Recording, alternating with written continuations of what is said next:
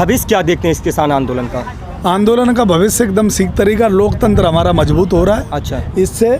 और देश का एक एक किसान, जिस किसान को कुछ भी जानकारी नहीं थी, सिर्फ बूथ पर वोट डाल के आता था, और कौन प्रधानमंत्री बन रहा है, किसको हम वोट डाल रहे हैं, कौन सी पार्टी सत्ता में रहने लायक है, कौन नहीं है, देश के हित में और किसान के हित में कौन सी पार्टी है, बहुत कुछ सीखने को मिल रहा है। किसान एक राजनीतिक तरीके से परिपक्व हो रहा है यहाँ, और मुझे लगता है कि ये जब जाएगा 2 साल बाद 4 साल बाद यहाँ से, तो किसान जीत के जाएगा, संविधान जीत के जाएगा, राष्ट्र जीत के जाएगा, ऐसा मेरी आशा और उम्मीद है, और किसानों की जीत होकर यहाँ से जाएगी। आप कह रहे हैं लोकतंत्र मजबूत हो रहा है, लेकिन उत्तर प्रदेश के अंदर जो लोकतंत्र का चीरहरण हो रहा है, कहीं ना कहीं लोकतंत्र जो अंतिम सांसें गिन रहा है वेंटिलेटर पर है। हाँ, तो यही तो किसान ने सीखा है। जो आज से हमने 4.5 साल पहले गलती की, वो हम गलती अब नहीं करेंगे।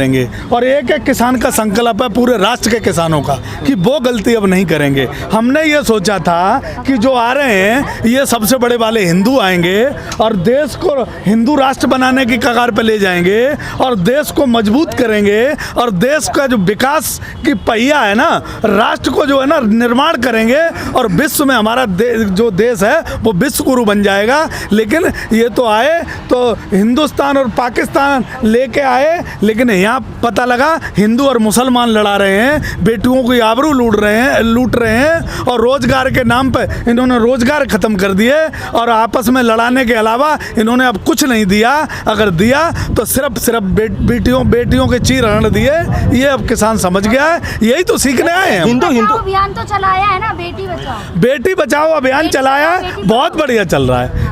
लखीमपुर खीरी में, उन्नाव में, कन्नौज में, बागपत में, बड़ौत में, आजमगढ़ में जिस तरीके से 4 साल में बेटियों की आबरू लूटी गई, वो अब बहुत बढ़िया चल रहा है। तो बेटियां सब समझ रही हैं, देश पूरा समझ रहा है, और जो हमें लोकतंत्र की परिभाषा यहाँ सीखनी चाहिए थी, सब किसानों ने यहाँ सीखा कि हमारे कौन हित में है, कौन हित में नहीं है, देश को कौन बचा सकता है, कौन नहीं बचा सकता है। जो 70 साल तक ये हमें गालियाँ देते रहे कि 70 साल तक देश लुटता रहा, मुझे लगता है कि 7 साल में जो देश को दर्द दिया, जो देश को जख्म दिए, जो किसानों को जख्म दिए, वो किसान 70 साल तक अब नहीं भूलेगा। अखिलेश की जब सरकार थी तब यही बीजेपी कहा करती थी कि यूपी में गुंडा राज है, सपाइयों का गुंडा राज चल रहा है, लेकिन क्या अब वही योगी राज में भी बिल्कुल तुम ठीक कह रहे हो। जब अखिलेश की सरकार थी तो विकास हमें दिखाई नहीं देता था, गुंडा राज दिखाई देता था, क्योंकि मीडिया जो अखिलेश की फोटो लगा के और प्रचार करती थी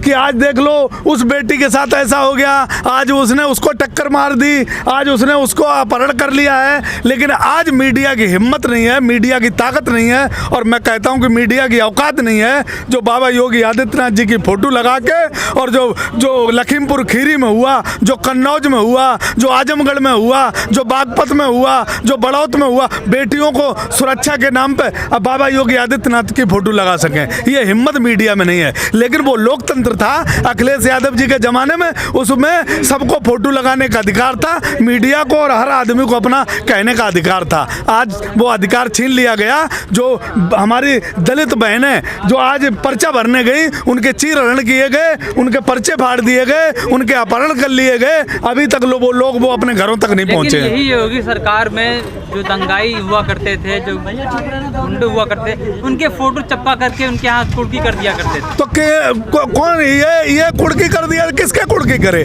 सारे जितने भी दंगाई और जितने भी क्रिमिनल और जितने भी देश के आतंकवादी हैं, वो तो सब यहाँ आ गए। तुम हमें बता दो, अगर ये पुलवामा अटैक से लेकर के और देविंदर सिंह जो पुलवामा अटैक में जिसका नाम आया था और जिसके साथ आतंकवादी पकड़े गए थे, वो देविंदर सिंह कहाँ है? मुझे बताओ।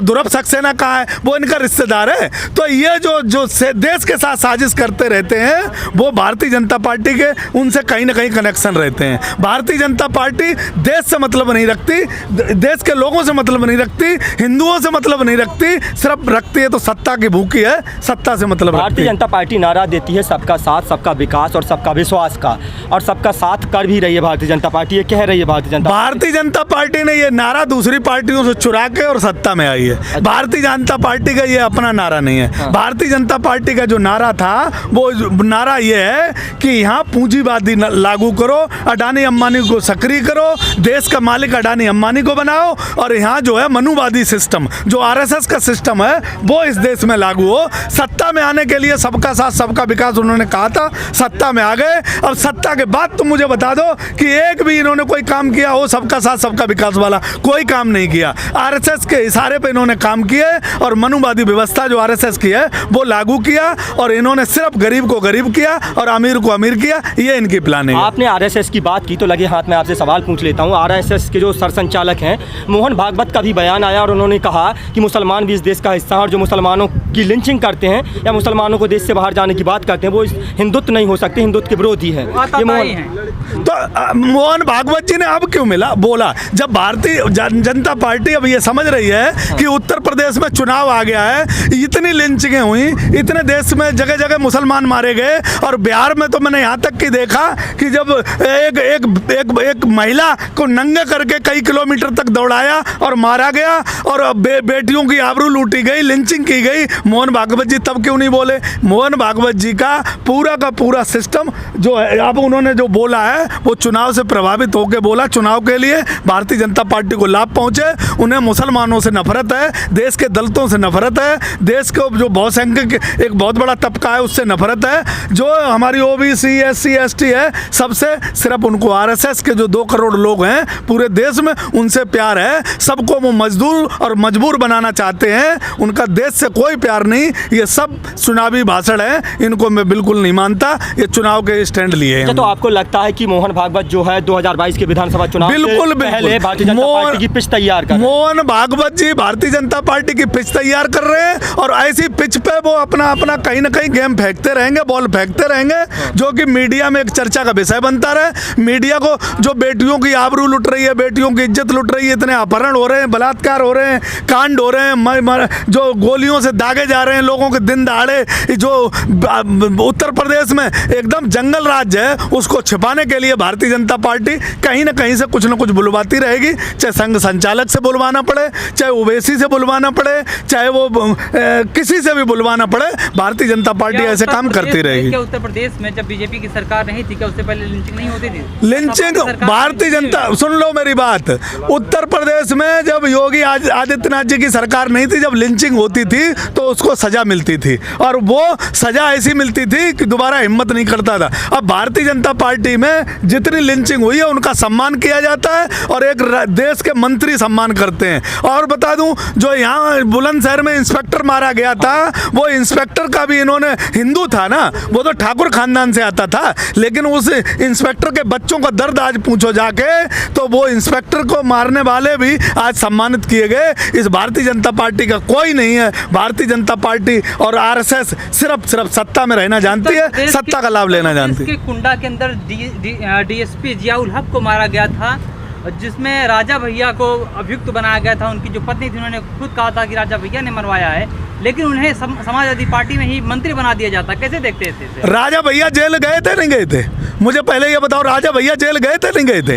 राजा भैया मायावती की सरकार नहीं, जब वो ऐसो मरे थे तब राजा भैया जेल भी गए थे, और राजा भैया मंत्री पद से भी हटे थे। और राजा भैया आज कहाँ है ये देख लो पहले, आज किसकी गोद में बैठे हैं ये देख लो। राजा भैया आज कहाँ है? भारतीय जनता पार्टी के संरक्षण में है। वो मुकदमा उठ ना जाए, वो मुकदमे हाँ, तो भारतीय जनता पार्टी के आशीर्वाद से हैं वो, और आज उन पर कोई कुछ नहीं कर रहा है। उस टाइम जो मुकदमे हुए थे और उनकी वाइफ जो थी, उनके कहने से जैसे उन्होंने कहा था वैसा सब कुछ हुआ था। लेकिन आज भारतीय जनता पार्टी के संरक्षण में है, वो कितने भी केस करे, भारतीय जनता पार्टी का आशीर्वाद है। उत्तर प्रदेश में योगी सरकार नारा देती है, आपने देखा होगा कि अपराध मुक्त यूपी का नारा दिया गया, और उसके बाद जो अपराधी हैं वो यूपी छोड़कर भाग गए, और ये कहा योगी ने कि जो अपराधी वो यूपी रांची छोड़कर भाग जाएं। अतीक अंसारी, मुख्तार अंसारी और तमाम बाहुबलियों की जो संपत्तियां हैं वो जमींदोज कर दी जाती हैं, कुर्क कर दी जाती हैं।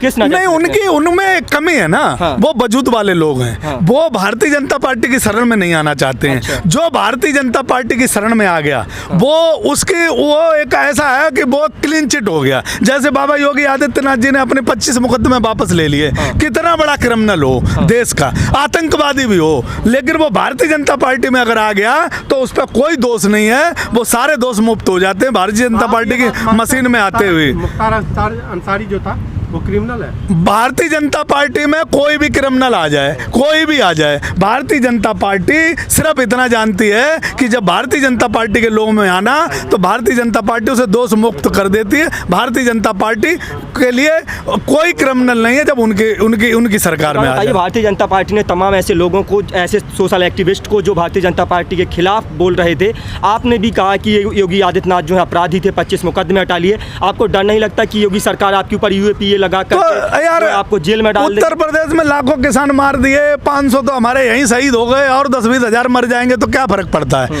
बाबा योगी आदित्यनाथ जी को तो तसल्ली मिले।